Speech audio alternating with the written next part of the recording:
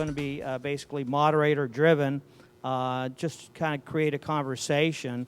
And so, as you saw in Rich's video, this year is a very different year than what we've had in the past, because if you look back at 1976-77, that was one of our hardest droughts that we incurred, where there was very little water.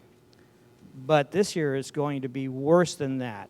And we'll end up talking about that in panel 2, because it's really the east side that's going to experience something that they have never experienced, and so we're wanting to be sure folks understand that. The west side, as you all know, has been experiencing this problem now for a number of years. So with that, the way I'm going to do it is I'm going to first ask the panelists to tell us where they get their water supply and what their biggest concern is at this particular time. So with that, I'm gonna throw the ball over. If we can get the mic over to Mayor Silva. And Mayor Silva, as you guys know, represents a community that in 2009 was probably ground zero for unemployment at 42%. So I'm sure, Mayor, you have some concerns. So number one, where do you normally get your water, and what's your biggest concern right now? Well, first of all, thank you for the invitation today. It took me 3.5 hours just to get here, but I got here. But anyway, I appreciate this discussion today. I mean, I've been involved in this water issue for the last 15 years, and it seems like every year we get nowhere. But the question to me is, where the city of Mendota gets our water, our domestic water is from wells. That is not a problem. Our well field is our aquifers are very good at this particular time. We just got the survey about a week ago. But my concern is of the water availability to the outside the city of Mendota. As we all know, Mendota is a west side city, 38 miles west of Fresno, city of Fresno. And through the years, we're just like just a typical farming community. The majority of the jobs are ag-related. The biggest problem we have right now, because we have Westlands Water District right in our backyard, it employs the majority of our people in Mendota. So the impacts to our city is immense, greater than anybody else, because the majority of our jobs are related to people who work in the Westlands Water District and the farms surrounding the city of Mendota. So the way it impacts us the most is well, when the water gets cut off to the farming community, then in turn, that creates less job to the other people. I'm talking about truckers, people who work in the packing sheds, people who work in the fields. So they're impacted the most, and we have been so many different visitations from every network you can imagine. Even European networks have come because they cannot believe that this situation exists here in California, in the richest area in the world. So when you cut off the water supply to our west side farmers, and in turn affects us, so that's why 2009, we had that problem of 45% unemployment, the highest in California in the nation. So we are ground zero, and we are the one impacted the most. We get the blunt of it all. And that's why you see everywhere the food lines and the food giveaways, because believe me, when you cut it off, it affects all my community in the west side. Thank you, Mayor. Now let's get a perspective from a city that's on the east side of the valley. Mayor Jimenez, what is the city of Orange Cove currently worried about? Good afternoon, everybody. Thank you for being here. Before I even start that, how many here, in all honesty, lifted up their hearts to our Heavenly Father for rain and snow today? Thank you. That's what we need to do, because even in the clip here, just a little while ago through KMPH, mentioned how our federal government can't give us rain, but we know who can. And that's my prayer, is that we would receive the rain and snowfall. But first of all, we're dependent, Orange Cove is dependent on Friant-Kern Canal surface water that we treat for potable use in our community. And hearing that we have zero allocations not coming our way is a grave concern. That would put us in a dire situation in Orange Cove where we would depend on our local farmers to help supply that water, but in the simple fact that our groundwater is full of nitrates. And the nitrates has to be treated for potable use, and that's through a reverse osmosis filtration machine, and that's very expensive. We went through that when Franklin Canal was shut down for maintenance on a very aggressive aquatic weed. We went through that, and we were blessed by our farmers to help supplement our water supply. But the thing is that being 100% dependent on surface water and hearing zero allocations is in a dire situation for Orange Cove. So my prayer and hope is that the federal government will recognize that we need more water surface storage. Temperance Flats Dam could help us with that tremendously. So we're hoping that the federal government would see the need for more water storage, not only for Orange Cove, but our entire Central Valley, and that could help also with the situation on environmentalists with the fish that they want to keep going in the San Joaquin River and in other areas. So my hope and prayer is that we would get Temperance Flat, that the federal government would recognize the need for water storage here in California. Thank you, thank you, Mayor. Thank you. Now, one of the things that Mayor Jimenez mentioned was zero allocation on the east side. Now, we all know at this point that the federal government has not made their official declaration on the east side yet. Department of Water Resources did. You saw that in the video for the water contractors. But it's fully expected that the Bureau of Reclamation will be at that same level on the east side, and that's a pretty important thing to understand, given the number of cities, the level of permanent crops that exist in the east side. With that, I want to ask a farmer from the east side, Mark Wae. Mark, what are your thoughts here going into this drought? Oh, where to start? My brother and I farm about 8 miles from here, and we're in the Tulare Irrigation District, and most of it, and who is a significant Friant contractor. The waters flow from the surface waters come either from the Friant system or from water that comes out of Terminus Dam at Lake Cahuilla. And last year we got zero. We were 100% pumped. The year prior, we were probably 80% of our irrigation supplies came from the underground. So, you know, it's a geometric progression here. And the worse it gets, the worse it gets. Our waters are dropping, our aquifer levels are dropping in ever fast levels. More sand coming in and ruining our pumps. The water just going below our pumps. And the pump companies, like, what if 40% of the cars on the road all broke down in 1 week? How long would it take you to get them fixed? Our pump repair companies are months behind. And when a dairy calls or a household calls and they're out of water, that's a priority, and I certainly understand that. And our well drillers, it's almost a joke. It's at least a year out, we don't know. And so there are just many, many issues facing us. And as bad as it is, in 14, I think it's a fait accompli. It's going to be a dry year. But what about 2024? In other words, in the future, we are not on a sustainable path here.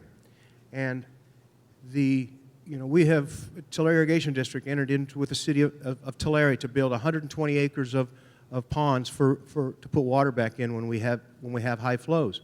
We're all dressed up and ready to go, but we need the water. When we get our high flows on the Friant system, what we call 215 water, those are water's quite cheap, that's available to us specifically for recharge. But given the river restoration schedule, a lot of that water is going to be put down the river in most of honest people's opinion for no good use. And so I think that until we as landowners, the Farias and all of the east side owners I see out here, we've got to stand up and we have to have some pushback to this environmental community. Until we get some common sense in some of our environmental rules and regulations, we will make no headway in solving our long-term issues. And so, as I said, 14, and the panelists are going to talk a lot about it, and we need to. But I can tell you, today I'm planting pistachio trees, and I know Mike Furia is planting almond trees. We're looking to the future for our children and our grandchildren. And so, again, we'll talk about current situation, but we need to with an eye to the future. Thank you, Mark. Well, on the west side, Mark mentioned the issue relating to groundwater.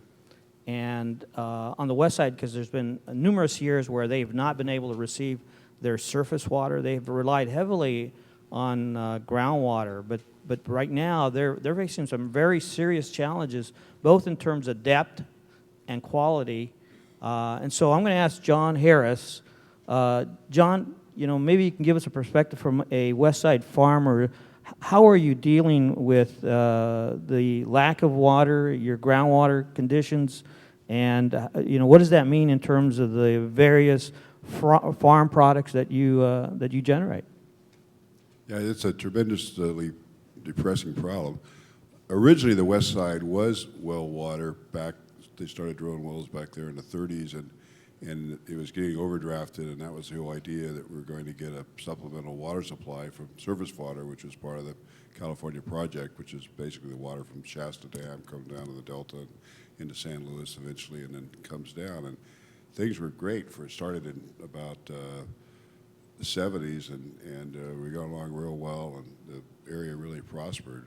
And now we've got both the environment, the actual drought, lack of snowpack and all rainfall, but beyond that, even if we have somewhat average precipitation and snowfall, we've got this environmental drought. So we've got such a problem right now where we don't really have any quick solution. But down the road, if we do get normal precipitation, we need to have a way to get the water distributed better, because there's all these barriers to getting us water due to the Endangered Species Act mainly, and the biological opinions limit how much can be pumped from the delta, and that is really devastating our area, because we should be growing tens of thousands of acres of lettuce. I mean, not us singularly, but the whole region is losing all of its lettuce production, which is a major payroll generator in the fall and the spring.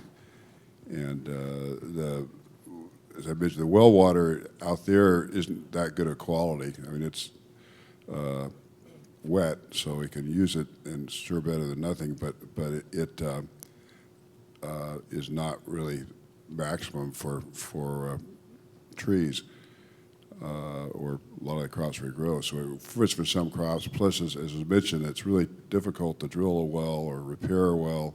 Everything is backed up on getting anything done. So it's one of those situations that we always feared, but we thought would never quite come around, but it's here. So we're just trying to sort out how best to cope with it. Thank you, John. Talking about groundwater, I think most people here probably understand that the reason they built the Friant Division, which is the dam and the big canals on the east side, and the reason they built San Luis Reservoir and the California Aqueduct was principally to stop what they call subsidence, and that is basically the dropping of land due to the over pumping of the groundwater. You create a void, land drops. I think what both West Side and now East Side are facing is going back to what we would call pre-project days. There's now a lack of water to recharge, as Mark was talking about, and because of the supply shortage due to pumping restrictions on the West Side, they've relied heavily on groundwater on the West Side. All of this will come to a head at some point, and I always use a joke when I talk to groups, when I start telling them that, when you talk about groundwater, it's really, I call it your savings account, and much like my daughter's savings account, if all you do is pull out of it and you never deposit any in it, sooner or later you got a problem. With that, I do want to ask another West Side farmer, Joe Del Bosque, because I've heard that the depths are now significant on the West Side, and I've heard that the cost of putting in a well is, $800,000 to $1 million, and I've also heard that sometimes they start and then they quit. Joe, what can you tell us about that? About groundwater? Yeah. Well, actually, where I'm at, there's little or no groundwater.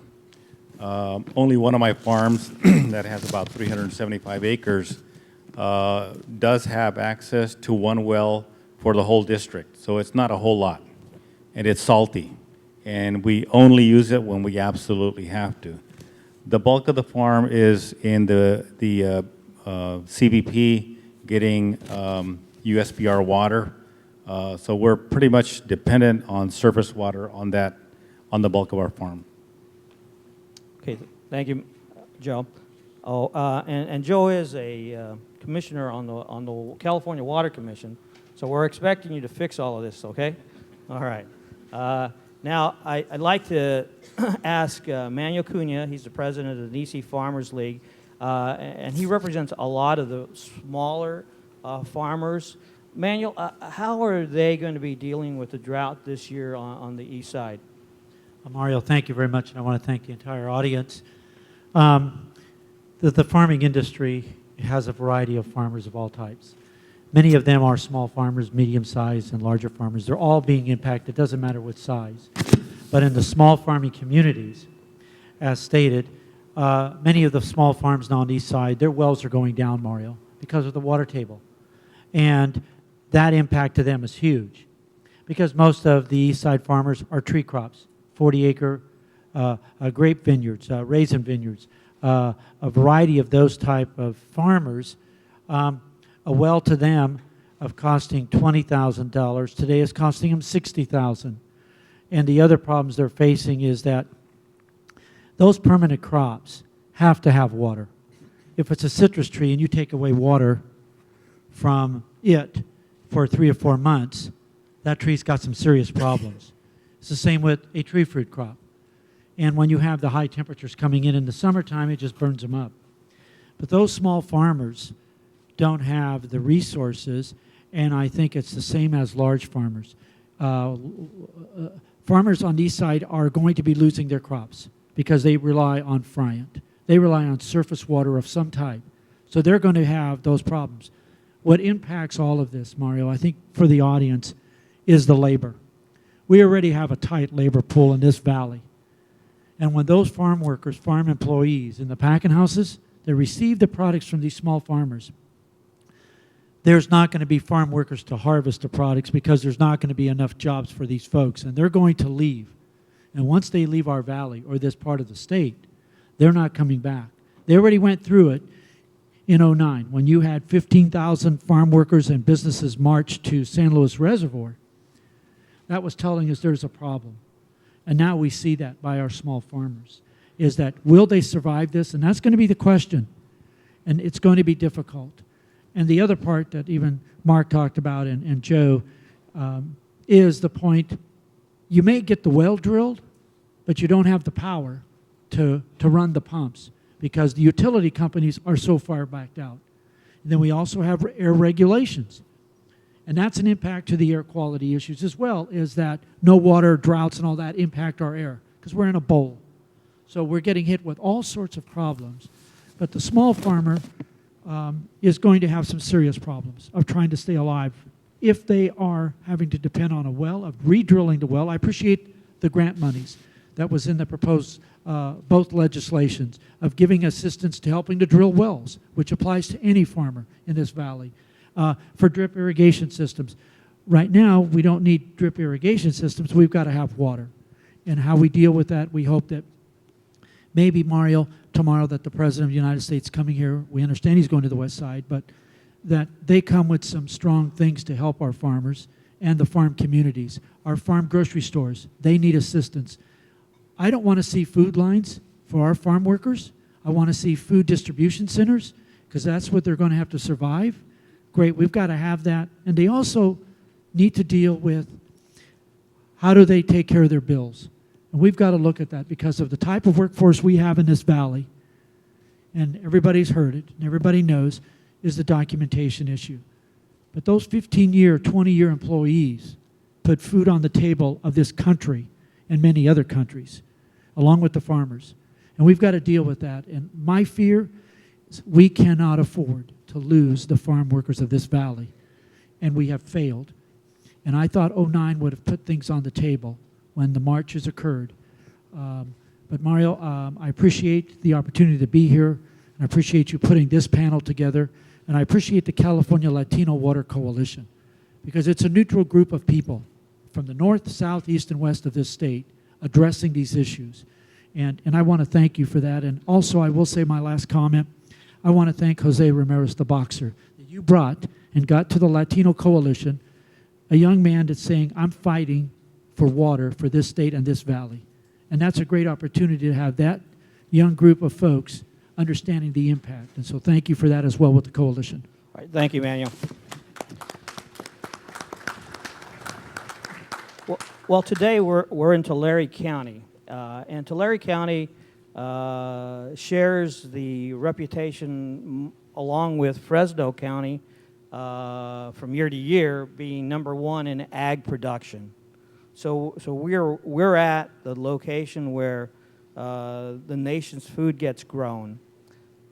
Fresno County is challenged with a number of issues that were mentioned here, both by Mark with regard to the changes in demands for the environment through the San Joaquin River, through what was mentioned by John in terms of the conflict in the delta between the smelt and the major pumping stations, and a number of other issues.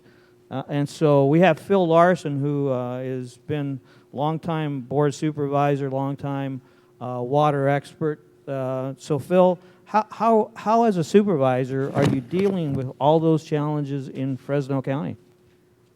Well, thank you, Mario, for being here. And all of those challenges, which one affect the county? All of the above.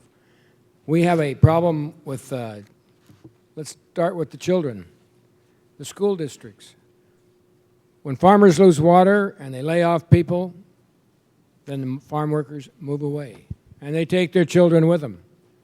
In 2009, the Fireball Los Delta School District lost over 100 students. Figure that at 5,500 students per year from the state as ADA, that's a loss to the community. Tranquility High School, Mendota High School, Riverdale High School, all on the west side of Fresno County, same problem. What do we lose?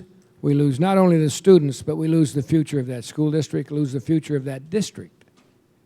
We talk about land taxes. If the farmers don't have water and they can't produce crops, how do they pay their taxes? We've got to take care of those that take care of us. We look at many issues that happen, small businesses. When farmers lose water and don't farm, they don't buy. So therefore, the small fuel dealer, the small hardware store, those that purchase, and out of what they sell, they take sales tax. That doesn't come into the county. You got to realize the sales tax and the vehicle license fee tax that come into Fresno County does a great part of our behavioral health and our mental health system. It comes into our general fund, of which depletes without the farmers farming. We have all of those issues that we have to take care of. I think the things that threaten us, and I can be very unpolitical, or whatever you want to call me, because I'm not running again, but I can tell you right now, the biggest threat to farming and industry in California is the Endangered Species Act. Because they can declare a critter, whether they see it or not. They think, well, it's habitat where they could be there, so therefore you've got to mitigate it. And then they ask the farmer to pay a penalty because he's going to farm it anyway. Is that right? So those are the things we deal with in the county. Those are the things that bother us greatly, and they are really a detriment to our farmer. They can talk about climate change all they want. If the climate is changing, why is the East Coast drowning in snow and rain? And in 2006, we had snow and rain. We wish we had it now. It's not the climate change. What we really need, because of the Endangered Species Act holding it up, is Temperance Flat Dam. We need storage. I had an AP reporter tell me, well, you're not going to have water anymore because with climate change, all it's going to be is rainfall. I said, you made my point. We need to catch that rainfall in a storage area like Temperance Flat or Sites Reservoir in the north. We need that storage that helps us. One of the things that's happened in Fresno County for Orange Cove, Lindsay, Strathmore, and Terabella, they only live on surface water. They don't have the wells either in condition or available. And so our FID manager has gone to the, it's all right if I talk about it tomorrow, has gone to the NRDC, National Resources Defense Council, and to the folks that are helping with the river, San Joaquin River restoration, and said, look, we've got people that won't have water to brush their teeth with or flush their toilets. We've got to have some of that water out of that river that you're sending down the river for the salmon that you're hauling from Merced up here and then you're hauling back to the Merced in a truck. It's not flowing up the river. We need some of that water. He came up with a deal. They've stalled the river restoration for 1 year. We're going to draw 13,000 acre feet into the FID, Fresno Irrigation District, and we're going to store it in our storage area so that in 100 days or so, when those small communities run out of water, FID will be able to put water in the Kern Canal, and they will have water. I think that's people working together. I think that's communities working together. And I'm thankful to the people at the NRDC as well as the San Joaquin River Restoration Committee that they saw that as a need and were willing to work with us. Those are some of the things that we're doing, but we need, and I emphasize, we need storage, and we need to change the Endangered Species Act so the critters that would be in the way of building a dam will be taken care of in another way. We've got to have it. Ladies and gentlemen, it's imperative. Thank you. Thank you, Phil.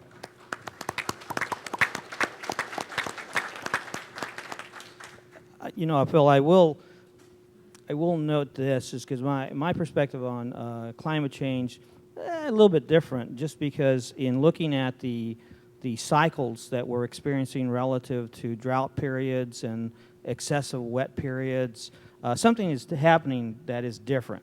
We're having more frequent droughts. We're having longer droughts. We're having warmer durations.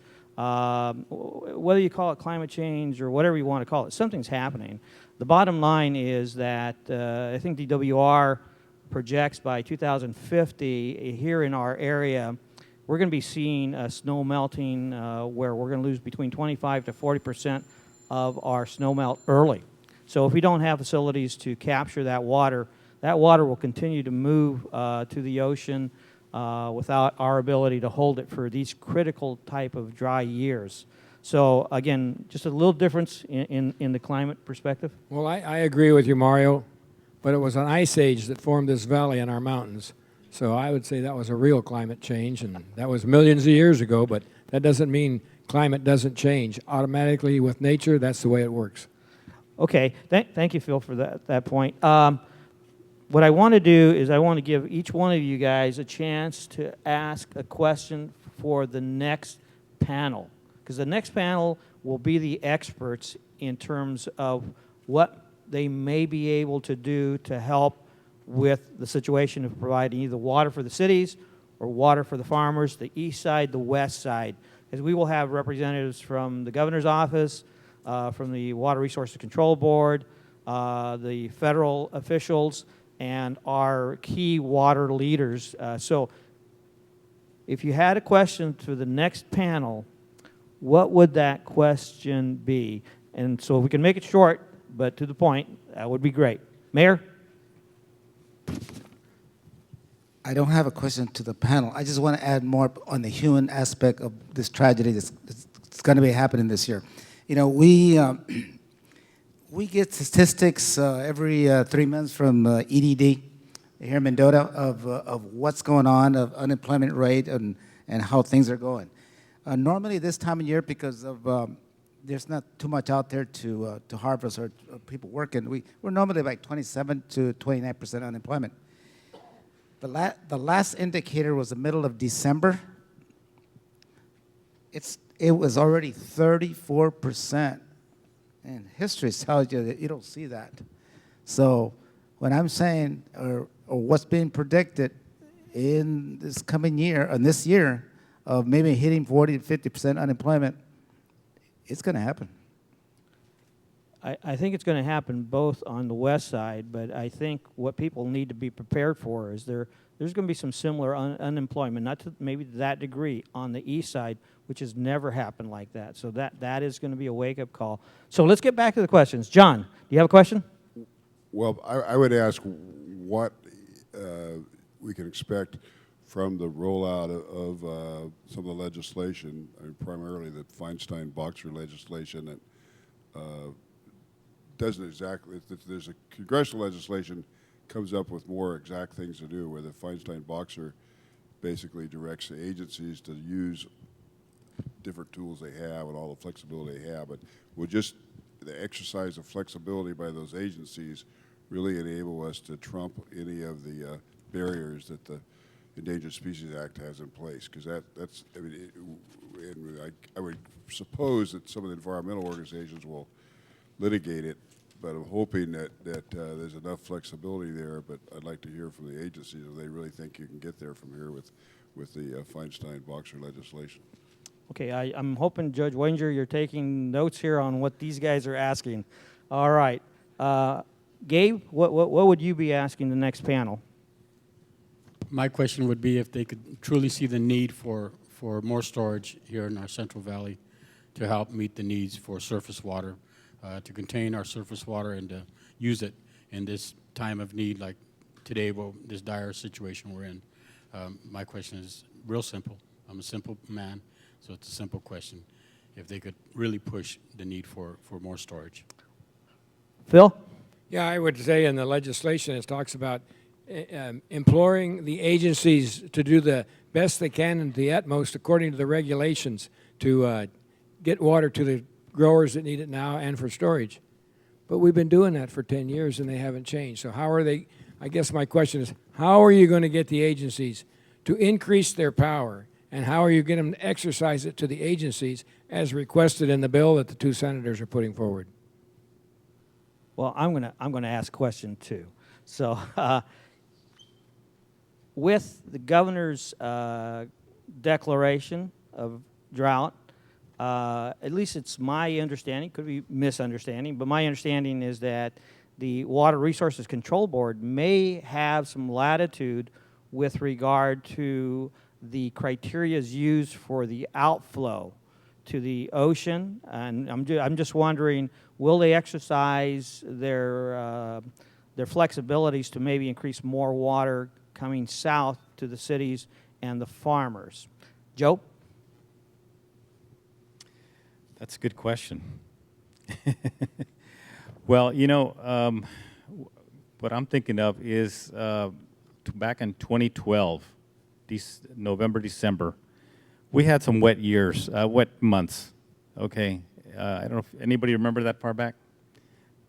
November, December 2012, we had early rains, rivers were flowing, and then the biological opinions kicked in and shut off the pumps, okay? This is not hydrology. This is not about storage, how much is in the reservoirs. This is just a flip of the switch, okay? If we go into that next year, we're zero now, and we're facing a catastrophe next year. We're looking at a train wreck. There's probably going to be a few cars fall off the rails this year, but next year we're going into a train wreck. What's going to happen when the biologists say, sorry, Charlie, we're going to turn off the pumps and let that water flow out to the ocean? What are you going to tell the valley? And we're without water. We can't, you know, we have no water in the bank. Next year we'll have no water in the bank. And what are you going to do? Do you have any special powers through the declaration of drought? Is there anything? What would you say to President Obama? We need to do this. What can we do? Or the senators, what can we do? Or the governor, what can we do to prevent a catastrophe that we farmers are looking at? I'm looking at a catastrophe next year. I've been operating out there all my life. I've been through a lot of droughts and everything. What are we going to do to prevent a major catastrophe under the regulations that we have? Mark? Well, you certainly should be picking up on the common theme here, is that the environmental restrictions that we're under are killing us. And I would look at being an East Side person, member of the Friant Board of Directors, Valadeo 3964, similar to what Congressman Nunes brought in earlier, and it does reduce settlement. And at what, I guess my point would be, and Ron, you'll be up here and you're used to this, and I realize you have a board of directors, but at what point, how bad will it be until we say, you know what, the threat of going back before an environmental friendly judge is worth the risk of, the downside is worse than the upside of potentially getting some sense into having a live river that will support many fish species. And so I guess I would ask, at what point might staff, because we certainly as board members look to staff for direction, and I fully understand why the staff has been taking the tack they have. They thought that they were protecting the landowners to the best of their abilities, but have we not reached a point where said, you know what, let's go back and revisit this thing, because as I said earlier, the path we're on is not sustainable. Manuel? Yeah, I think you've covered the federal for the questions for the next panel. The question I have comes back to your panel is the state. What is the state legislature going to do about a bond in 2014? Because we have state water projects, and they need to be just as responsible. I understand that the state has its own legislation, I guess, through the Bureau or through the state, and that is in the bond of 2014, or the proposal, there is no money for storage at all. And they don't want to proceed forward with storage in 2014. But the answer is, this state and this legislature and this governor need to realize we need to talk about the people. We need to talk about the jobs, the communities. They're not a Los Angeles, but a Mendota and a Orange Cove is what makes this food chain move. It's not Los Angeles. They eat what we produce. So I would hope, Mario, the question could be asked, is the state going to seriously, including our Secretary of Agriculture and all the agencies, going to move on a real water bond that has real storage in various parts of this state in 2014, or are they going to kick it down the road again as to what Joe says, then we're into a catastrophe? Then it goes back to your question of the federal.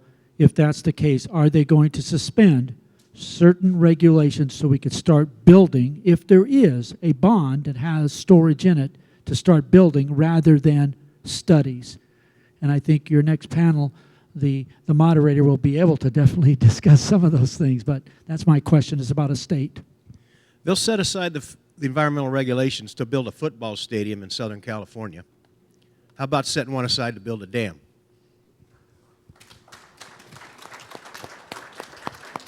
Well, I'd like to thank all the panelists that made it to the first panel. So if everybody could give them a hand, and then I'll switch it back to Rich.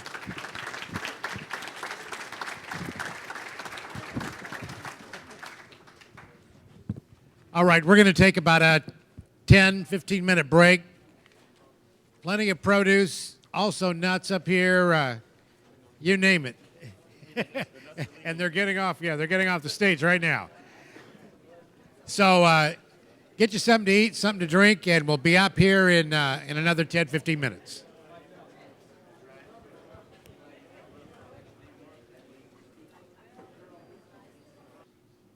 Let me name our panel. We have Tom Birmingham. He is the general manager of the Westlands Water District. And you can applaud too, really. We're happy to have them all here. Dan Nelson, general manager, San Luis and Delta Mendota Water Authority. Ron Jacobsma, general manager, Friant Water Authority. David Murillo, Mid-Pacific Regional Director, U.S. Bureau of Reclamation. After we pass the judge, because we'll introduce him separately. Let's see. We have Martha Guzman Aceves. She is the Deputy Legislative Affairs Secretary for Governor Brown. Steve Haugen, Water Master for Kings River Water Association. Doreen Diadamo, member of the California Water Resources Control Board. And Steve Chidester, General Manager, San Joaquin River Exchange Contractors. And to moderate this panel, great to have him here, former federal judge, U.S. District Court for the Eastern District of California. Now he has a big building in Fresno. You can see it as you're getting off on Friant Road. Judge Oliver Wanger.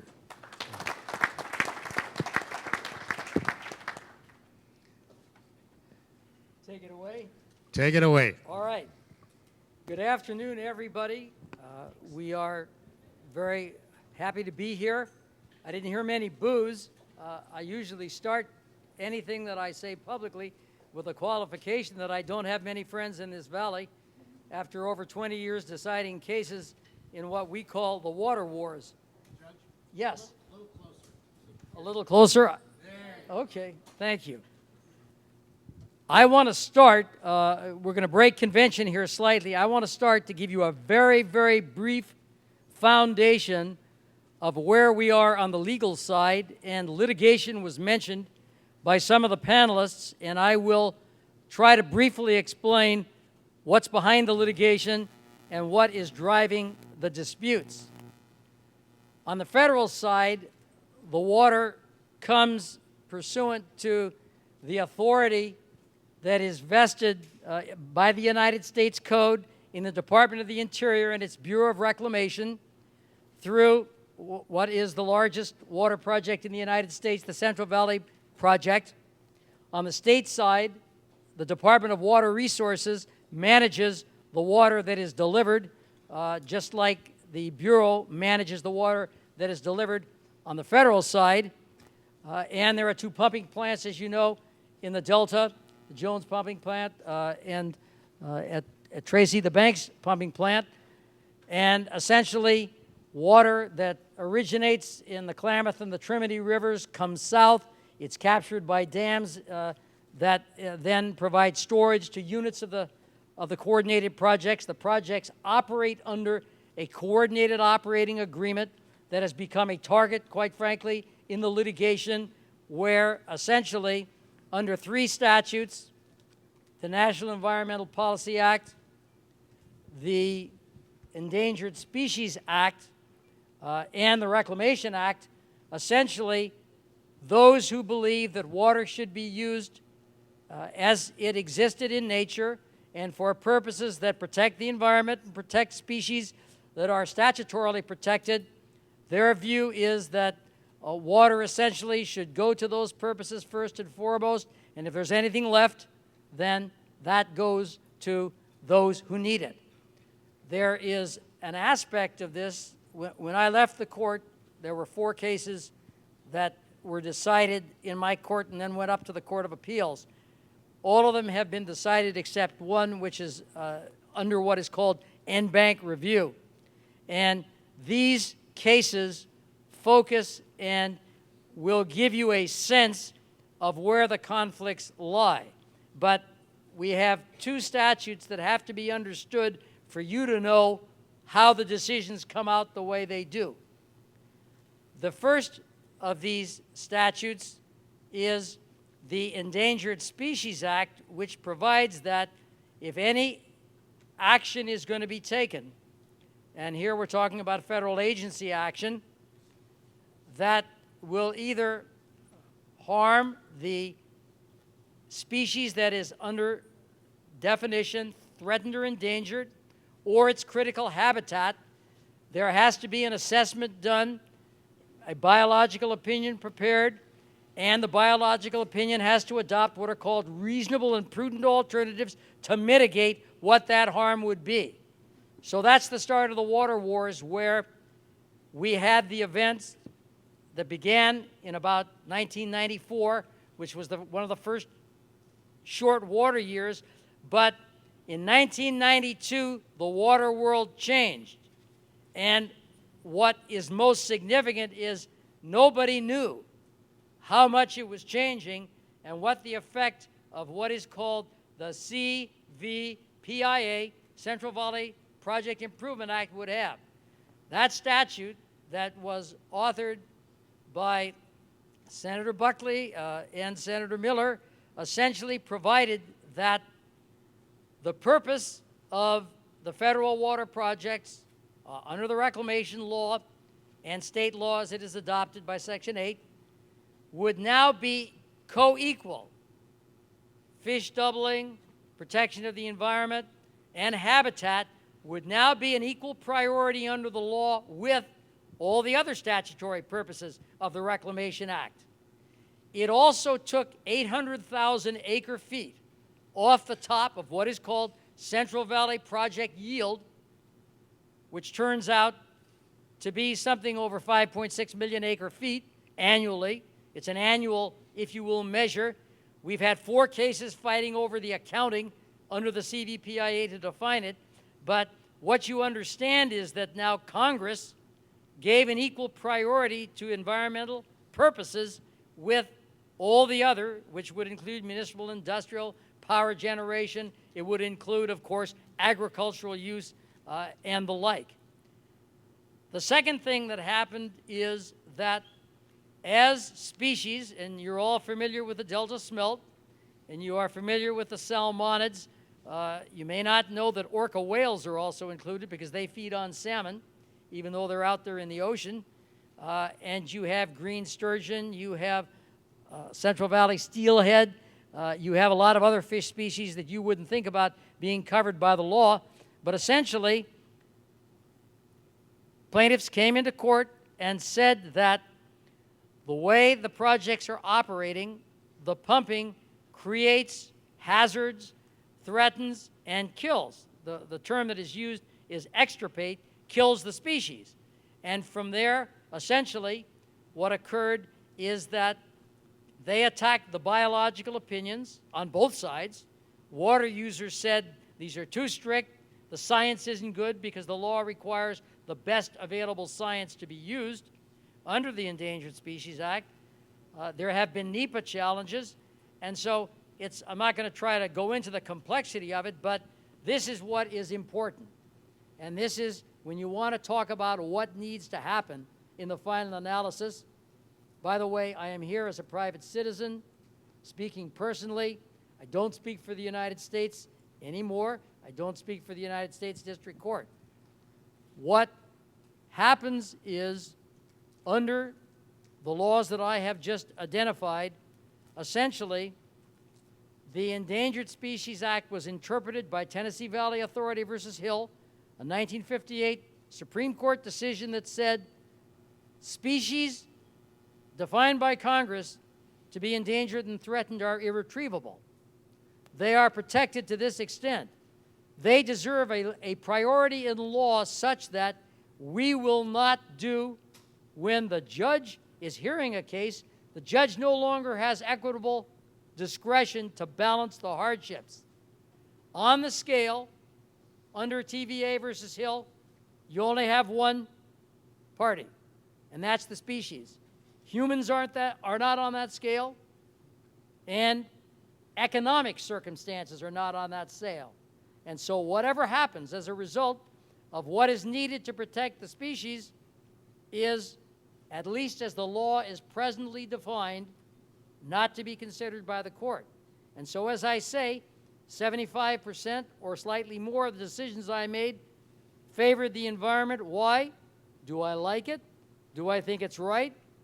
That's quite irrelevant. A judge has one duty, and that's to put personal feelings and beliefs aside and to follow the law. And if you can't do that, then you don't belong on the bench. That's where we are, the starting point.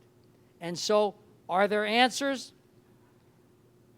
The answers lie with the legislature. Only the legislature has the power to tax and spend. Courts can't do that. Facilities, water storage, and one thing. How many more millions are they going to spend on the Delta? Does anybody in this room think the Delta can be fixed? It cannot. It cannot be fixed. The water, whatever water is going to come south of the Delta, is going to have to be moved around by whatever conveyance mechanism the legislature decides. But after 20 years and 4 months of hearing these cases, hearing all the science, and hearing all the constituents, that is one immutable truth. And there is no solution and no alternative to that. That's not popular, and it may not be politically palatable. But that is the first principle. The second principle is simply that there should be, in extreme circumstances, and so far we've gotten a little bit of moisture, but in extreme circumstances, should there be, other than the God Squad, which is under the law, if you have lost an environmental case under the ESA, you can petition. It's a presidentially appointed panel. They have never convened and decided a case, but they're there. Other than that, is there a legislative alternative? That's up to the legislators, but we're told by most legislators that is politically impossible. The constituents in California, on the environmental side, the Holy Grail resides in the Endangered Species Act. That will not be changed. Now, I don't want anybody to think that I'm speaking as a partisan. I'm speaking only as a realist who has spent the years I have in the water wars. So let us go, and I'm going to start with the worthy representative of the Bureau of Reclamation to my right, because, of course, he has his hand on the spigot on the federal side. And so the first question that we would ask is, when does the bad news arrive? When are we going to learn about allocations, and what is the projection? Thank you very much. So we plan on coming out with the allocations with a few numbers here. Probably this weekend. We're looking at Friday and a couple others that will come up this weekend. And then next weekend, we're looking at coming up with the remainder of the allocations. I'm not going to give you the exact number until we post these here this next weekend. But, you know, just to give you an idea, I know that there are contractual requirements that we have to meet. And when you look at water short years, and I'll just give you examples, you know, minimum allocations are going to, you know, you look at 75%. And those are things that we're trying to look and we're trying to meet. But if you look at the hydrology, you know, if you just don't have the water, you don't have the water. So what we're trying to do is taking a look what the contract requires. Then we'll go ahead and come out with an allocation with the understanding that we're going to try to work our way up to what the contracts require. In terms of the Bureau's participation in drought management, what can we hope for? Well, you know, first of all, as far as drought management, you have the President's Climate Change Action, and you know, you look at the National Drought Resilient Partnership. You know, they're out there to try to coordinate with the different organizations. You know, state, you know, local organizations. You got the cities, so they're working with them to try to streamline the process into providing some aid in those areas that are required. In addition to that, reclamation, I mean, we've been working with the water users since last year, anticipating a drought. And what we've done this last year, and we'll move into the next few years, is as we manage through this drought, we're not just sitting here trying to make decisions ourselves. We're taking a look at what the impacts are, and we're having discussions with the different, you know, ag, M&I, power users, and having them help us come up with solutions on how we move forward. Is it true that not just agricultural users, but municipalities, emergency services district, that you have contractors, for instance, in the East Bay and other places who rely totally on CVP water? There are a number of districts that rely totally on CVP water, and this was one reason where we had to make a decision, you know, a couple weeks ago when we took a look at rescheduled water. So this is water that was, you know, rescheduled from 2013, carried over to 2014. And we took a little bit of time to make that decision. And the reason we did is that this year is not unlike any other year. I mean, people talk about 77, they talk about 2009. What's a little different this year is we just don't have the water supply to meet the minimum contractual requirements. So we had to make sure that when we made that decision, that that's something that we could defend. And part of the decision making is we understand that this rescheduled water, that's the only source some of these districts have, and we did take that in consideration. Let's now shift our focus to the state. Your Honor? Yes. I can't hear you without the microphone. I'm sorry. Usually I can be heard. And so let me ask Ms. Adamo, what can we expect from the State Water Resources Control Board and the DWR, who's the operator of the SWP? What's going to happen? Okay, well, first of all, I'd like to thank the Latino Water Coalition for having this today, and just want to first and foremost say that I'm here as a board member representing the State Water Resources Control Board, but mainly I'm here to listen and learn and really appreciate the previous panel and, you know, hearing from some of the folks that are directly affected. So there's several things that the State Water Resources Control Board can do. Our board exists to protect the state's water quality and also the water rights system that we have. And so during this period of time, there's several things that we can do. First of all, the Bureau of Reclamation, together with the Department of Water Resources, petitioned our board with what's called a temporary urgency change order. And this order, this petition requested that we make some adjustments to the amount of water that would otherwise have to be released in order to meet water quality standards. And so on January 31st, under delegated authority from our board, our executive director did approve that petition with a couple of conditions.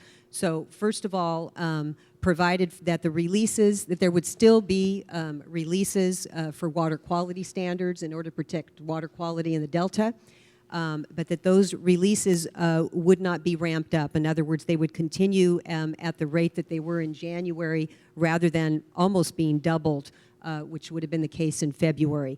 And then secondly, it included a condition to restrict the amount of pumping at the pumps in the Delta to that amount that's necessary for the protection of public health and safety.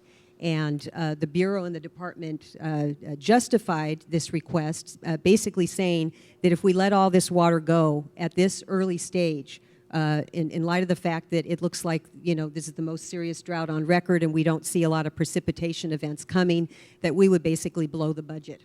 And so it would be much more wise use to hold back and have measured releases as the season continues.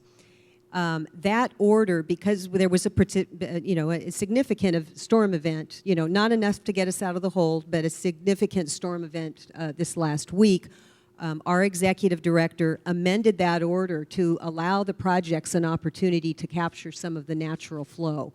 And so that order basically says that as much natural flow as can be exported is fine for any purpose, not just limited to public health and safety for cities, et cetera, but that the water quality standards would still have to be met, so that the higher water quality standards that would have otherwise kicked in. And then there's a couple of other things we can do. The governor's drought proclamation actually allowed for our executive director to adopt that decision, but the governor's drought proclamation and a previous executive order directed our board and the Department of Water Resources to expedite water transfers. Now, there's not a lot of water in the system to be able to be transferred, but it does provide for a mechanism for us to expedite those transfers. And I understand just today the Bureau and the Department have petitioned our board to have what's called a consolidated place of use, and that would, if adopted, it's my understanding that the purpose is to further facilitate some of the water transfers. And then the last thing that we can do is protect what water is moving through the system. There's not a lot of natural flow, and so when the projects do release water, there's a condition in some of the contracts called Term 91 that allows for that water that's released from the project for fish flows to be protected, to be used as fish flows and not to be pumped. And the reason that's important is because if others would divert that water then the projects would be responsible to divert that much more. And there's a few other mechanisms that we have along those lines. Judge Wanger, excuse Yes. me. I think, though, it's important for everybody in the audience to understand that the State Water Resources Control Board, the Department of Water Resources, the Bureau of Reclamation, and other agencies, including the fishery agencies and the public water agencies that contract to receive water from the Central Valley Project and the State Water Project, are in constant communication, ensuring that we know exactly how much water is flowing into the Delta, how much water can be pumped. If there is a circumstance that permits a change, the changes are being initiated on a real-time basis. And I think that it's critically important for everyone to understand that all of the agencies, under the leadership of the governor, under his direction, and the direction that's coming out of Washington, all of these agencies are acting with the urgency that this situation requires. And that leads us to the governor, and so his representative is here immediately to my left, and so what about that? And rhetorically speaking, when I said the Delta couldn't be fixed, I'll tell you why. There are alien species, conubula clams, many others, that we don't see anybody eradicating. There are riparian pumpers, more than 1,000, along the banks of the Sacramento and the San Joaquin rivers. They're not controllable. You have a wastewater treatment facility that pours ammonia into the Delta. That's the wastewater treatment facility for the city of Sacramento. And you have people who like to fish, another alien species, striped bass. They protect them when they're small. They protect them when they're large. They are what are called prey. There are predators in that Delta, and what is their favorite food? Delta smelt and the salmonid smolts. So, with that said, what does the governor see? We have heard that there's a bill. We have heard that he talks about a physical solution. We know his father did. What's on the horizon? Okay. Well, there's a lot of those issues in the Delta that some of the different agencies are dealing with, I would say, some more aggressively than others. Certainly on the Sacramento discharge permit, Dee Dee could talk about what the Central Valley Regional Water Board has done there to great opposition from the city of Sacramento. We certainly could do more on predation, and we are going to work on that. I think in terms of what's happening today, though, and certainly something that I could more directly speak of in terms of state legislation and what the governor has directed us to work on in cooperation with the leadership of the legislature is really a series of pieces really dealing with the impacts and also with some of the enforcement pieces on water curtailment and making sure that the Water Board and DWR can really enforce some of what is being implemented for the first time in many cases. But I'm happy to talk more about what is being negotiated right now in real time. Fortunately, it's a good, healthy conversation that we hope to get to closure fast so we can have the assistance ready to go for communities like Mendota and like Orange Cove on both sides of the valley and outside of the valley. In fact, most of you know that most of the direct impact now, what we're seeing is actually in areas that haven't seen it before, in higher Sierra communities that are 100% water dependent, communities in Humboldt and Mendocino. So it's really a statewide drought. Communities in San Luis Obispo, meeting with them yesterday. I mean, it's across the entire state. Certainly the impacts of the projects are more directly felt here, but the situation is statewide, and so the legislation is dealing with everything from food assistance to water curtailment, and happy to take questions on what we hope to get. It's obviously not finalized or announced, but happy to give you a sense of where we're at now. Let's now turn to east and west. And one thing we haven't talked about, because in a drought everybody's working together, but part of the wars have been the battle between south of the Delta contractors jockeying for priority and north of the Delta. The Tama-Colusa Canal case was decided in 2011. their what are called senior contractors who exchanged water rights to the Bureau that were then approved by the State Water Resources Control Board, essentially say, because we are a county of origin, we get absolute priority. We get 100% of our contractual allocation before one drop of water goes south of the Delta, because they're all junior to us. We found that that was not a valid claim. That's been affirmed in the Ninth Circuit. Cert was denied in the United States Supreme Court, so that's the law of the land for now. But let's start west-east. Let's start on the west with Tom Birmingham, and then we'll come to the east and tell us whether we're working together or whether we're still contesting. The simple answer to your question, Your Honor, is that we are working together. And I don't know if that is a function of the extraordinary, unprecedented dry conditions that exist, or if it's a function of as a result of a recognition that if we don't work together, we're going to hang separately.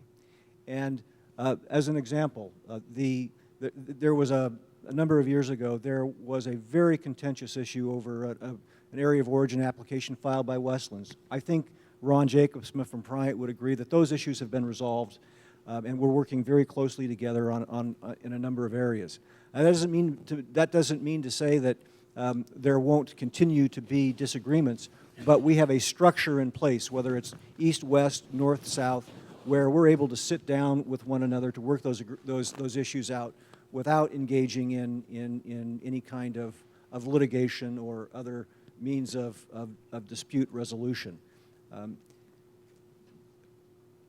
In terms of the drought, in prior years, we have had an opportunity to buy water, as an example, for the west side from contractors on the east side. We've had an opportunity to buy water from the San Joaquin River Exchange contractors under a long-term agreement. We've acquired water from agencies that are on other tributaries to the San Joaquin, Oakdale Irrigation District, South San Joaquin Irrigation District, agencies north of the Delta, and we have relied extensively on transfers. This year, the conditions are so dry, I'm afraid that those transfers simply aren't going to be available. And so that's going to make this year more difficult, and God forbid that we have another dry year, because it will spell absolute disaster. Let's go to the east now, to Ron Jacobsma, and I'm going to particularly ask him to, in addition, address the San Joaquin River settlement and what's up with that. Well, first I'd like to acknowledge what Tom said. We are working together. The only reason we ever had these tensions arise is because of all the zealous regulations that have come into place that created water shortages to begin with. Before we had those types of problems, we weren't in each other's hair because we had enough water to do what we needed to do. And unfortunately, that has just continued to erode. And at some point, Your Honor, I would love to have you define what's reasonable for us under the Endangered Species Act, but we may not have enough time for that. On the San Joaquin River settlement, it is something that our farmers contended with since 1998. And obviously, nobody wanted to give up water in the valley. We spent over $15 million in 18 years trying to find a way to protect our water rights, had a lot of basis for what we believe the project was being operated as was fully intended, a very conscious decision by the State Water Resources Control Board, as a matter of fact, in 1959. As this went through a different federal court, the rulings continued to work against us. We took some of them up on appeal, did not get the ruling we liked, tried to go to the Supreme Court, it wasn't heard, and so we ended up having a decision made on a Fish and Game Code 5937. And we were worried about the remedy because it was suggested it would take twice the amount of water and a bunch of money to do what needed to be done in the river. So that's where the settlement discussion started.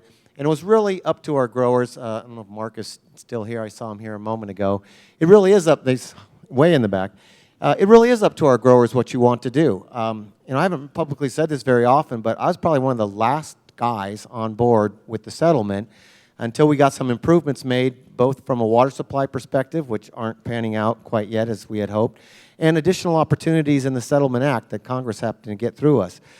So far, this settlement, long term, it's going to have its ramifications, but the first 2 years we started out wet, and there was really little to no water supply impact. Then we had 1 or 2 years where where we had some water supply impact, but we don't have connectivity to the delta. So there's no water going to the delta out of the San Joaquin River. Matter of fact, it's actually turning up on the west side, and much of it's being transferred just because of challenges of getting it back over here, which helps the west side off. And in this year, the river looks like it's going to be shut off totally. So longer term, yeah, is this a viable program? I guess we're going to have to wait and see. It's going to be up to our growers, our directors, to determine the course moving forward. But our biggest problem right now is the delta. The exchange contractors don't get their water supply, as you heard earlier. It comes out of Friant.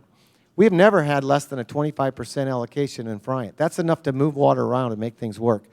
Exchange contractors are almost 300,000 acre-feet short, and that's going to come out of the San Joaquin River. So we start not at zero this year. We start at a 300,000 acre-foot hole, and that's going to devastate the east side of the valley. And we're going to have permanent plantings in areas that have little to no groundwater. And we didn't get to this place overnight. 3 years ago in 2011, we were spilling reservoirs of flood releases 2 years in a row, and we entirely depleted the system in a 3 years' time to the point we can't even make core demands, can't even make environmental purposes, much less zero water supply through the whole San Joaquin Valley. I would say to you, that is not a reasonable application of the law, and if it is deemed that way, we need to revisit the law. So, there might be 2 cents worth on the delta and the settlement. All right. Let's go back to the west.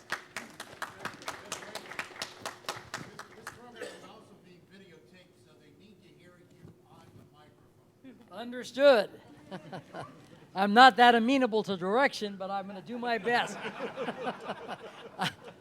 Should I say I'm used to giving the orders? I won't say that. I will say that. All right.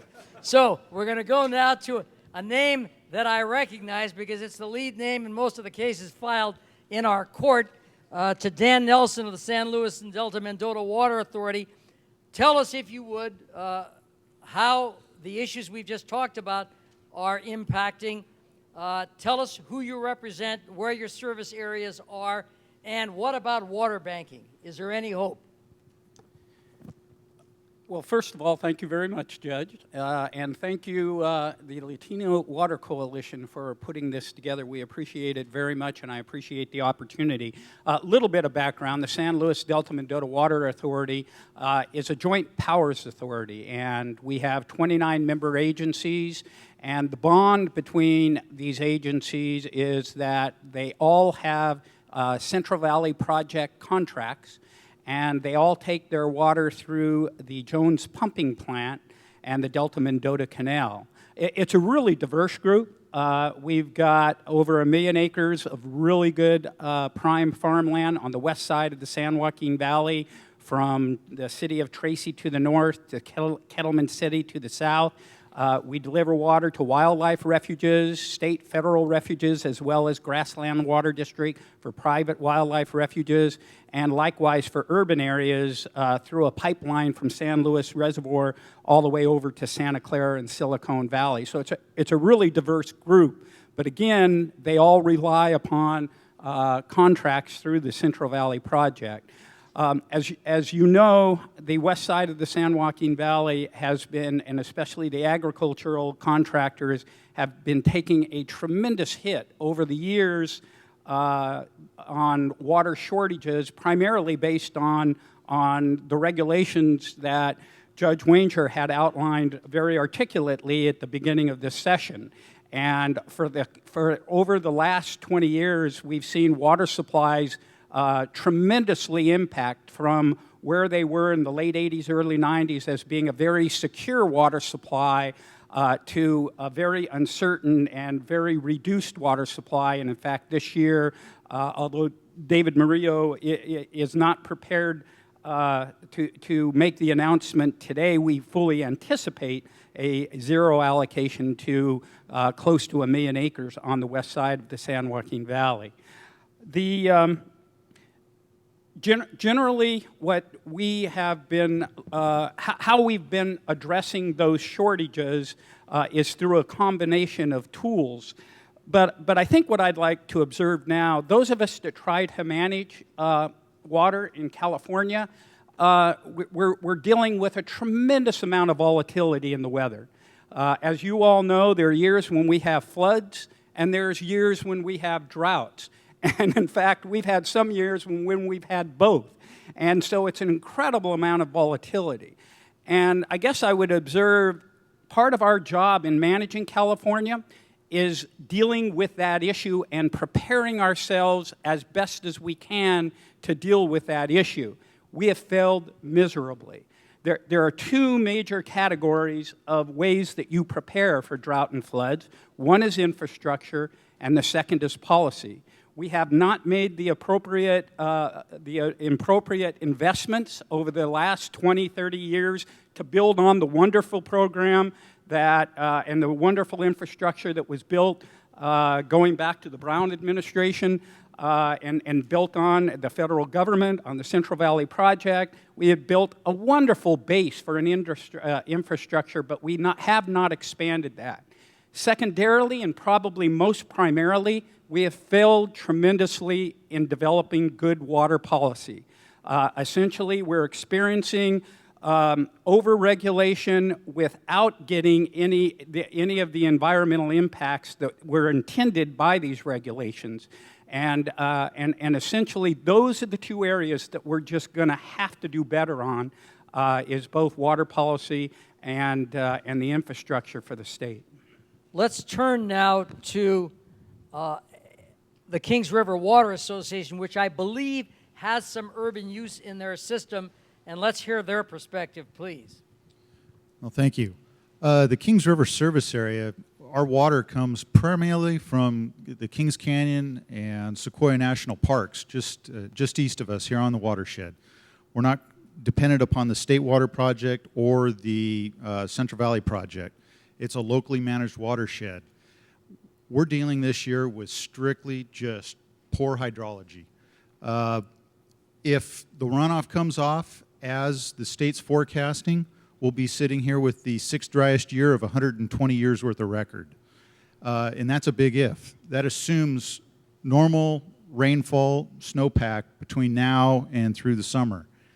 If that doesn't happen, there is a chance we could have a record dry year, breaking all records for the last 120 years.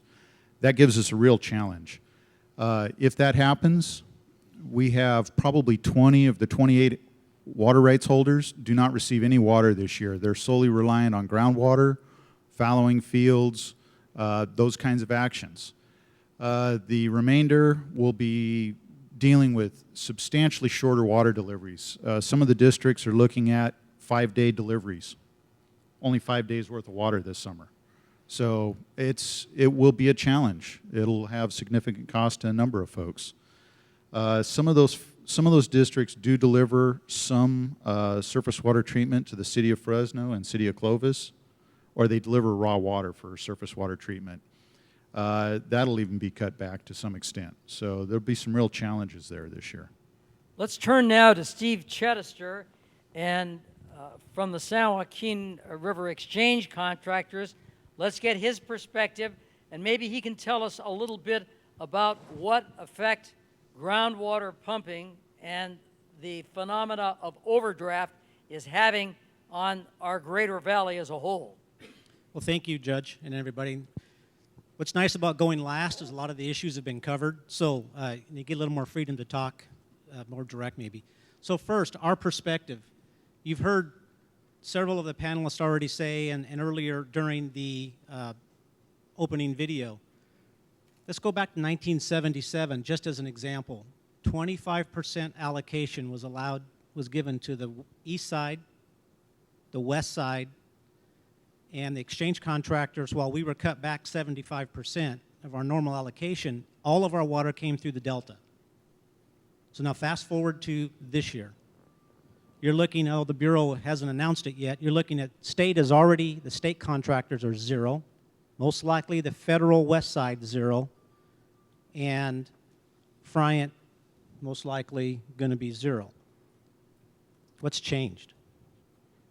You've heard it already, ESA, CVBA, regulations. Now, it's a dry year. We can't deny that. But if you go back and look at that, you go, what has happened? And that's where I think we need to kind of start from, and then how do we get through that? For the first time, the exchange contractors, yes, we are to get 75% of our allocation, our normal allocation. I'm pretty certain that if you look at the hydrology both from the Delta and being able to pump water through the system at the Delta pumping plants, you cannot get anywhere close to the exchange contract requirements. So then that means the government has to go back to the Friant to deliver water to the exchange contractors. So we'll get water from both sources, and when you put those both together, it's a very good chance that we'll be at a 40 to 50%, at least initial start out. That's never happened since the signing of the contract in 1939. So yes, it's historic what's happened. And it also is very indicative of the system's broke. Granted, it's a drought, third year of a dry series, but it's been exacerbated by the prior years of the regulations that have caused us to get to where we are today. Getting back to the groundwater issues, there is significant groundwater pumping going to occur in our area, in Madera County, Merced County, Fresno County. That's just to survive. But we're seeing some phenomena that hasn't been seen in the Central Valley since before the CVP project, as far as San Luis unit came online, and the West Side CVP, which is subsidence. We're having elevations of subsidence close to our area that are 4 foot in 5 years. That means the ground has dropped 4 foot in 5 years. That's okay if everything in the whole valley drops 4 feet in 5 years. It's not okay, but you can survive that. But when only a part of it is, like the headworks of your delivery system drops, and the rest of your system does not, in a gravity system, you can't push water uphill. And that's only going to get exacerbated because of the dry conditions and the regulations. So subsidence, groundwater management is a huge issue that we need to, address. And it's only going to get worse if we don't get surface water back into the system as it was originally designed. I know Ms. Adamo can tell us what effect this groundwater pumping has on fugitive dust and the air quality. Oh, well, absolutely. I mean, I think on the other panel, the first person that spoke, I'm just not remembering who it was, that talked, Phil Larson. Phil Larson talked about the impact to schools and to children. And the thing about this drought is that we're going to see effects of it that one wouldn't normally think of. So, of course, if we are ending up with all these dry conditions, I'm a former member of the California Air Resources Board, so I imagine that's why you asked me that question. Yes, without a doubt, we'll see additional impacts on our air quality system. And, of course, ozone levels always rise when temperatures rise. And we're seeing, even in these winter months when normally we enjoy better air quality, some significant impacts. Let me leave you with one thought. Nobody's out of the woods. A case that was brought by the environmentalists challenged all the renewals of the Central Valley Project 40-year contracts that expired in the early 2000s, and essentially said that before these contracts are renewed, there needs to be more rigorous NEPA and ESA evaluation, and you ought to start considering, to the governmental agencies, allocating less water to agriculture and to related uses, and more water for the purposes that we deem to be more important. That case, I ruled that under the National Home Builders case that there was an absence of discretion, that the world had been set, and that essentially those contracts did not require a separate review. There was essentially a finding of no significant impact after a negative declaration. Those cases, that was affirmed, that decision, on appeal, the 3-judge panel. That case has been taken in bank. It's active. It's been argued. It's submitted since last September. Who knows what we're going to get? Now, we want your questions. Now is the time for them. And so please don't be bashful. Rich Rodriguez, I'm passing the torch. Take it away. Thank you, Judge Wanger. It is a time to ask some questions. I just want to remind you that the Ag News Network is recording today's program. So both sessions, if you missed part of it, you can go to www.agnewsnetwork.com. It will be available, up and running tomorrow. I've got a question up here. Okay, Rich, you're going to take this side, I'll take this side. Sounds good, Manuel. My name is Amado Randy. I live in Minnesota, but I have a pistachio farm here, very small. My question is, how about a few words about conservation? Because in Minnesota, if you use too much water during 1 month, you get penalty at the end of the month. Here, the sprinkler in the condo area is going when it's pouring. So is there any way of reducing the waste? Any on the panel want to attack that one about as far as city waste? I will address it from an agricultural perspective. The farmers on the west side of the San Joaquin Valley, and this is spreading across the entire valley, are the most efficient irrigators in the world. My colleague Jason Peltier, who's the Chief Deputy General Manager of Westlands, likes to relate the length of buried drip irrigation tape in Westlands Water District, the agency that I manage. It would extend to the moon and back. There's so much drip irrigation. I don't know that we can say there isn't any further room for conservation in the agricultural community. Certainly there is. But the suggestion that all we have to do is to conserve more water to find our way out of this crisis is really misinformed. We are conserving. In Westlands, we have irrigators that achieve 100% efficiency, meaning every drop of water that's applied to that crop is used for evapotranspiration. And I'm not sure that there's much more that could be done. Now, watering lawn during the rain, that's up to the State Water Resources Control Board. In addition to protecting water rights and water quality, the State Board is supposed to prevent waste and unreasonable use. So maybe Ms. Adamo could address that part of your question. There we go. Okay, thanks. Well, I have to concur with what Tom just said. Although there are, some regions of the state that haven't had these persistent water shortages, so there's always room to do more. So, number one, this is a statewide crisis, and so the governor, in his executive order from last year, the drought proclamation, and the various activities that he has asked the state administration to do in terms of mandatory water conservation for state entities. He has encouraged a 20% voluntary conservation. I know there's a lot of questions about that. Why not mandatory? Well, each area is different, and some areas, particularly if you look at Southern California, where they have a very high use of water recycling, they are already conserving quite a bit. So there might be some areas where 20% wouldn't make much sense. But Tom's absolutely right. Our board does have the authority under waste and unreasonable use possibly to order conservation. And so I would like to direct you all to a board meeting that we're going to be having in Sacramento on February 26th.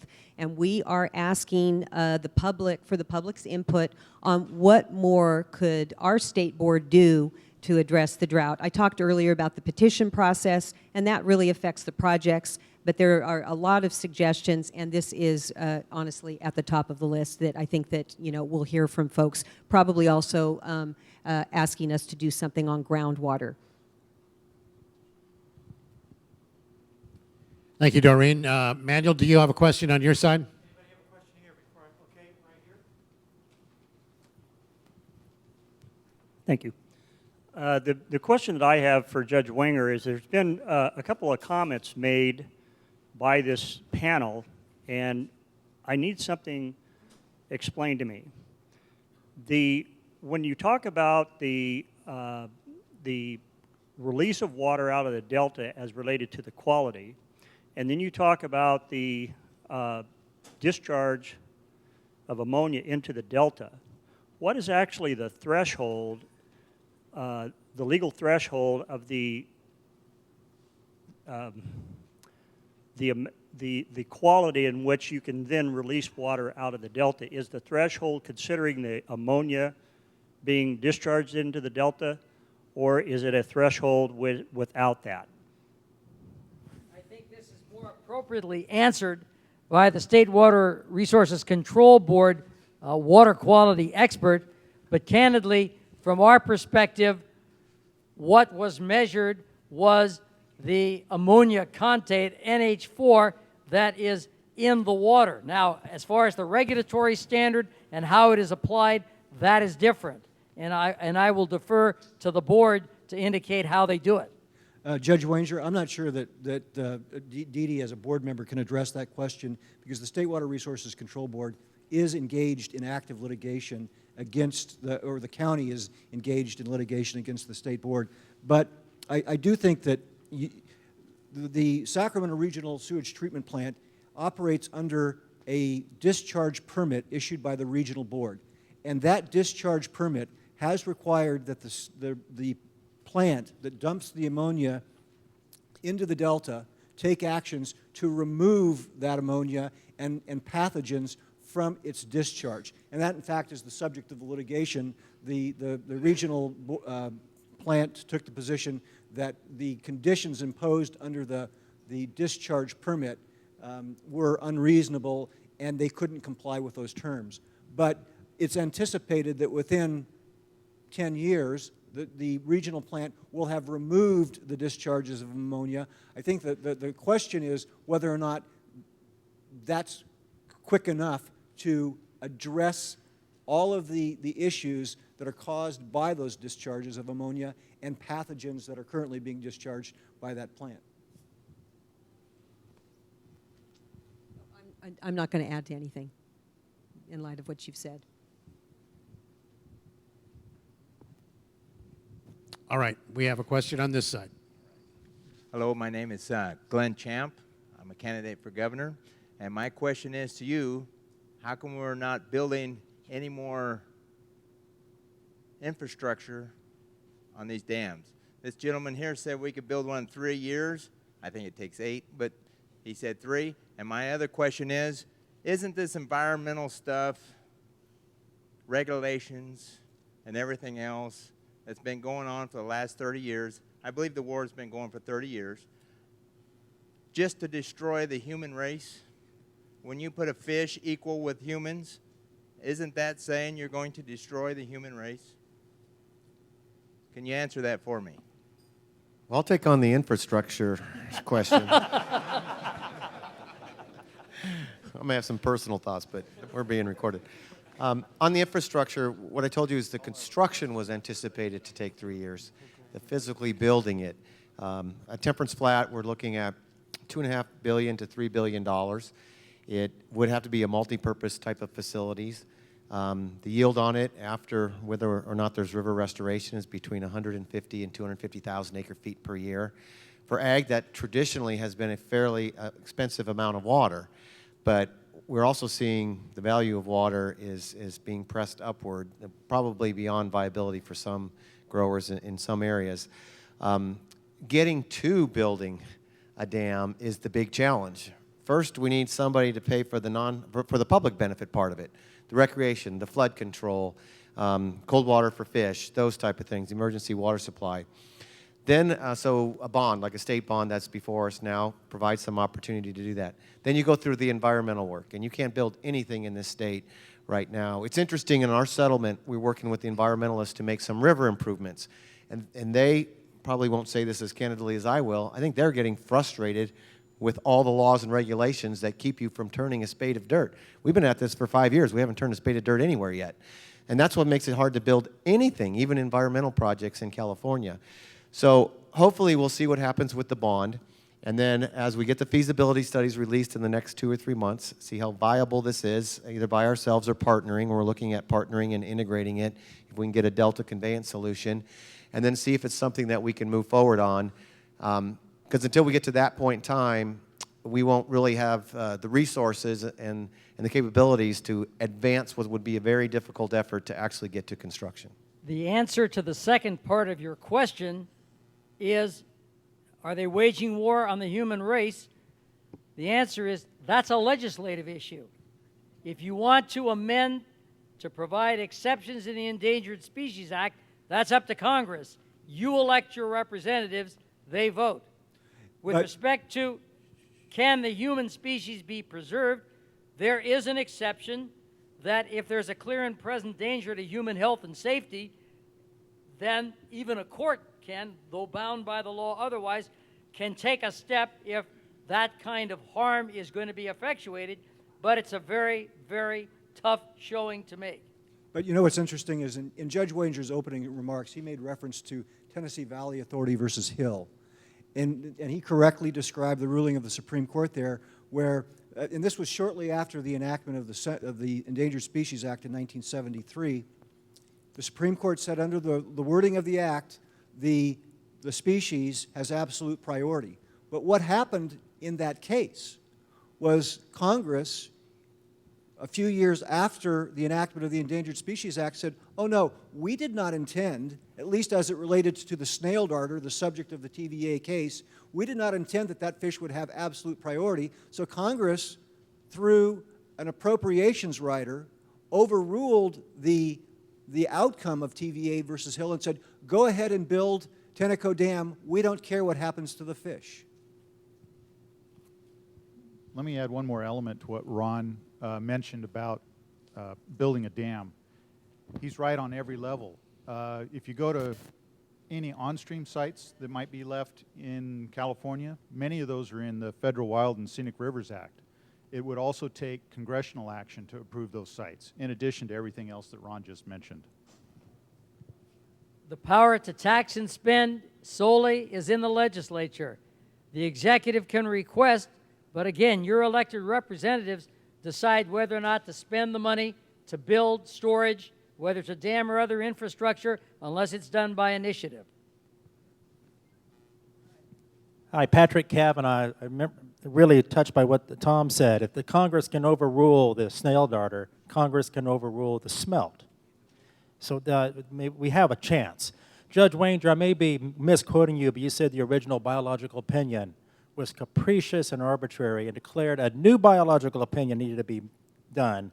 When is that new biological opinion going to get done, and do we have a better shot at this one? That is a very, very complicated question. Those first cases came around 2003, decisions made in 2005. They went back to the drawing board on remand to do new biological opinions. Those were invalidated in 2008 because the science wasn't good enough. They still didn't consider all the issues that needed to be considered. There's a moratorium, and Tom Birmingham can address this. Quite frankly, there are agreements between the water users, the Bureau, and the other constituents, along with the environmentalists, to postpone the completion of those biological opinions, and he can explain that further. We got a question over here. Judge Wanger is absolutely correct. After the court issued a decision that found that the 2008 smelt biological opinion was arbitrary, capricious, and otherwise not in accordance with law, and then found that the 2009 salmonid biological opinion was arbitrary, capricious, and otherwise not in accordance with law, the court remanded the biological opinions back to the agencies for further consideration consistent with the court's opinion. And I'm going to take a point of personal privilege here. Judge Wanger started off this conversation by saying that he doesn't have any friends in the San Joaquin Valley. I don't know if he has friends in the San Joaquin Valley or not, but I can tell you he is one of the most respected judges among water lawyers in the state of California, because regardless of the side that you're on, he always followed what he thought was the law, and never did his personal perspective interfere with his judgment. And the reason I say that is I read press all the time about how the court ordered the agencies to do particular things. The court never ordered the agencies to issue biological opinions with these reasonable and prudent alternatives. He said, you haven't complied with the law. I'm not going to tell you how to comply with the law. That's your job, but I'm sending this back to you so you can do a better job. What has happened after that remand is we have entered into agreements with the Fish and Wildlife Service and NOAA Fisheries, and we are engaged in a process to try to develop better science to come up with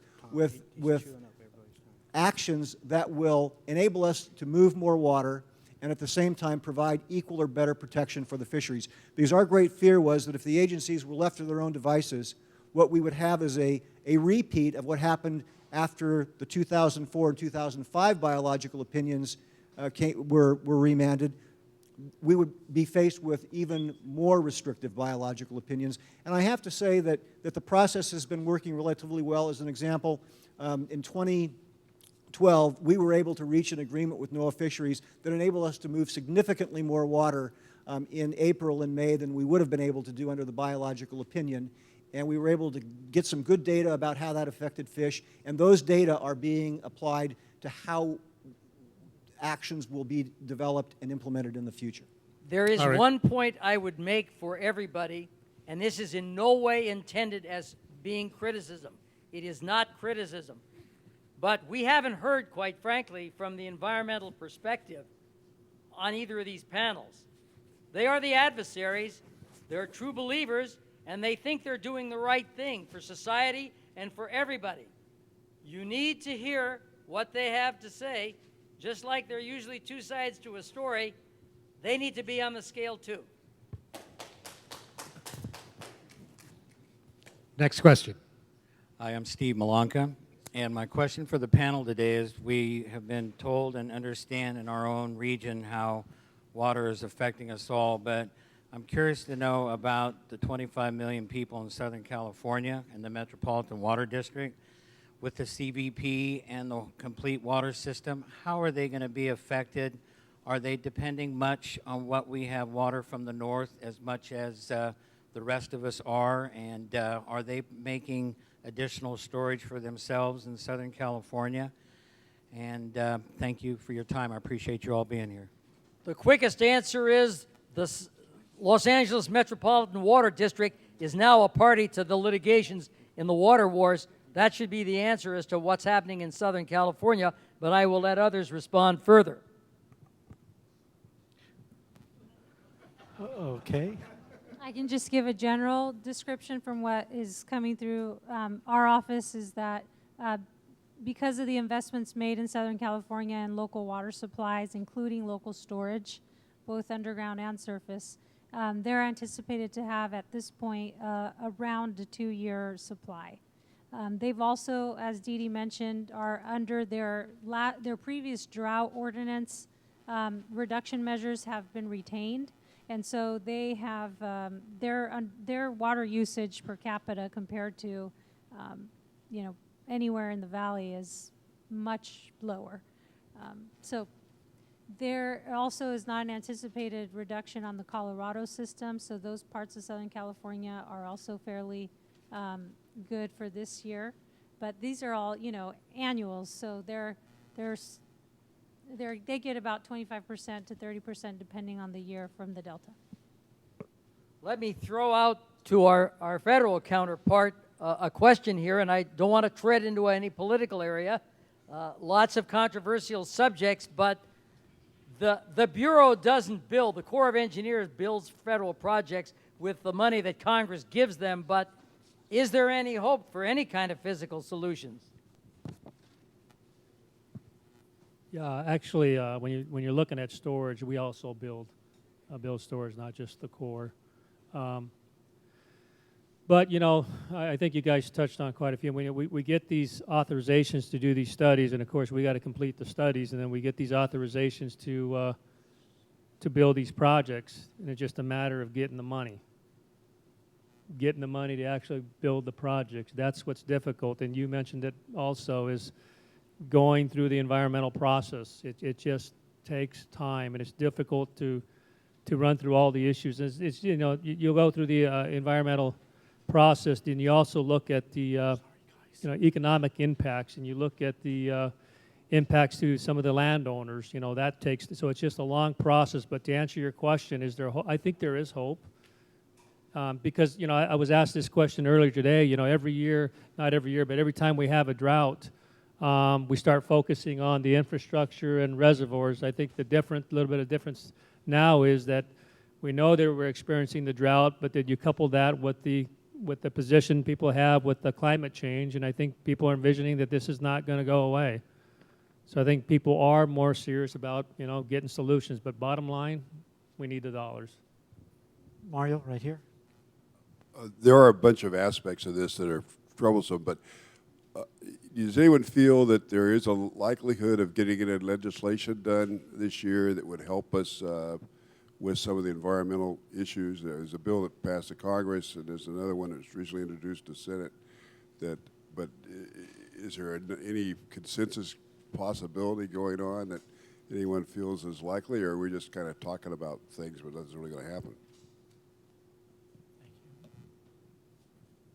Under the Hatch Act, I was not permitted to have any political activities, and I've tried to stay out of politics since, so let's ask somebody who actually has a legislative competence to answer this. I don't know whether someone from the governor's office or the board or Tom Birmingham. We know you deal with the legislature. Well, the simple answer to your question, John, is I am more optimistic today than I have been in a long time that Congress will take some action to provide direction on how the Endangered Species Act should be applied to the State Water Project and the Central Valley Project. Again, going back to all of the years that I appeared before Judge Wanger, I remember him repeatedly saying from the bench, and he said it here today, is I have to apply the law as it's written. It's up to Congress to decide whether or not the law needs to be rewritten. As you know, the House of Representatives last week passed H.R. 3964. That would substantially change the way that the Endangered Species Act is being applied to the two projects, and it would do a number of other things that would result in dramatic water supply improvements for both projects. The opponents of that legislation want to say that it's a water grab by the San Joaquin Valley. In fact, the legislation benefits the Sacramento Valley, it benefits the San Joaquin Valley, and it benefits Southern California, which is, I think, why you saw every Republican member of the House of Representatives from the California delegation co-sponsor that legislation. Now, having said that, there isn't a single correct way in which to change the law. And Senator Feinstein and Senator Boxer have introduced a bill. It was introduced I believe it was on Tuesday. And that bill would provide, for the duration of the drought emergency, direction on how several of the reasonable and prudent alternatives contained in the biological opinions would be applied to the operation of the projects. Now, if that bill passes the Senate, given its content, it's likely that that bill would then be conferenced with the bill that was passed by the House of Representatives. Whatever bill is ultimately presented out of a conference committee is going to look dramatically different than either bill that was passed in the respective houses of Congress. But given the emergency that we're facing, and I know you've been in meetings with Senator Feinstein where she has said, maybe we need to look at legislation to deal with these issues. I believe she is genuinely interested in trying to find a compromise so that we can move forward to meet the needs of the people in the state of California. Final question.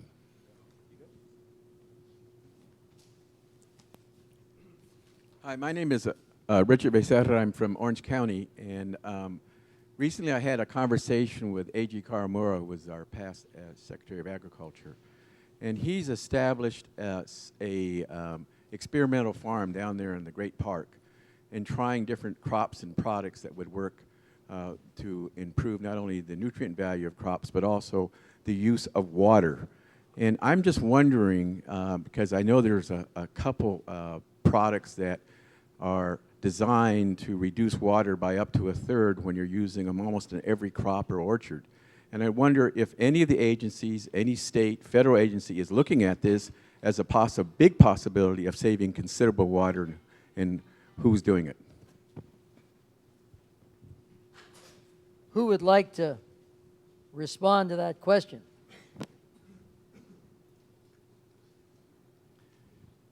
The only question I would have, Tom. Yes, Westland's Water District is looking at various products and different types of technologies that we could then make available under low-interest revolving loan programs that we implement for water conservation. So yes, I am aware of districts that are looking at the use of those products. What's amazing to me is the products that he has discussed, that, and in fact, it would cost less in utilizing water. And I just don't know why we, our government agencies or anybody dealing with a drought situation isn't jumping all over that to see, especially here in California with our drought situation, that we could utilize that, save people money, maybe even make them more money with these products. So I mean, I would encourage somebody to begin looking into it. Let me make a comment what Tom said. My thing as a person that worries about the regulations as compared to Tom, I have to worry about 84 different agencies in this state and this government that our farmers deal with. We, east, west, north, and south. NRCS does a lot of conservation programs through their programs that have. And theirs is not regulatory. When you talk about wanting to make this happen, suddenly a legislature wants to make something a regulation.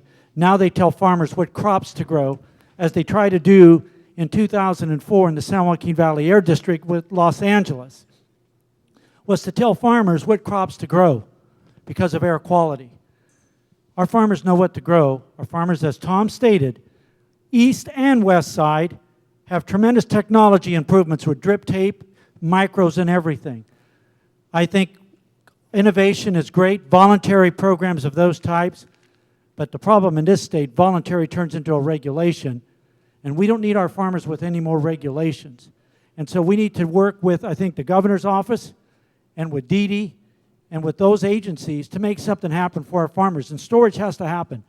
But again, I will say this closingly, and Mario's going to say something as well, but we've got to have a bond in 2014 that deals with storage in this state, to deal with various parts and assistance of those water districts and places. If we don't have a water bond with storage in it, we're never going to go anywhere, no matter what regulations you change. But farmers don't need any more regulations on telling them how to farm. Thank you, Manny. One more thing on let water. me address your question a little bit differently than Manuel, and that is this. I'm very familiar with the former Ag Secretary. We worked closely during the Schwarzenegger days. I spent a lot of time in Orange County. We will make sure that we sit down with him and get a better perspective of what he's got laid on the table, just to make sure that it's not something that we're not familiar with. So we will follow up on what your suggestion is. So that's really the best answer we can give you. But I can assure you that when he was Ag Secretary, there was a lot of that stuff being discussed to begin with. So there will be follow-up on it. So, oh, okay, this has got to be the last. It'll be real quick. Is that I just want to make sure is that we don't scare ourselves because they may require something, that we don't look at the research and see what is best for everybody to utilize, and not pointing out you got to utilize it, but find something that will say, hey, here's something that saves, take a look at it, and maybe you might find savings for yourself and increasing your crop as well. Well, let me speak to the conservation aspect. We're looking at an extremely finite supply that's spread out, that's short to everyone. You know, everybody is looking at every potential way of conserving their water to stretch it, to potentially put another acre under production. We're not out there utilizing the water needlessly. It's in such short supply, we have to stretch it as far as we can. So every grower out there is doing everything they can to stretch that, to cut cost. So it's, we're looking at all kinds of different conservation actions. And I'll just add, wearing my former hat, I used to work for a member of Congress, worked on many farm bills. There's lots of money in the farm bill for, you know, the most recent one and in past ones on research dollars. So I, and I'm sure Martha as well, will carry your suggestion to Secretary Ross with the Department of Food and Agriculture. I'm sure that she is on top of this issue already, but I will definitely, I know she is in constant contact with AG Kawamura, so I'll make sure that they make the connection. Thanks. Members of the, oh. Just one more point on that. In the legislative discussion in Sacramento, it will look like there will be a $10 million appropriation to the Department of Food and Ag to work on incentive-based assistance to farmers for conservation and energy use reduction assistance. Everyone? All right, members of the panel, ladies and gentlemen, thank you for being here. Judge Wanger, thanks for being the moderator. Ladies and gentlemen, that concludes our program. Again, It is on the agnewsnetwork.com, and it'll be available tomorrow. Thanks for being here. Have a safe drive home.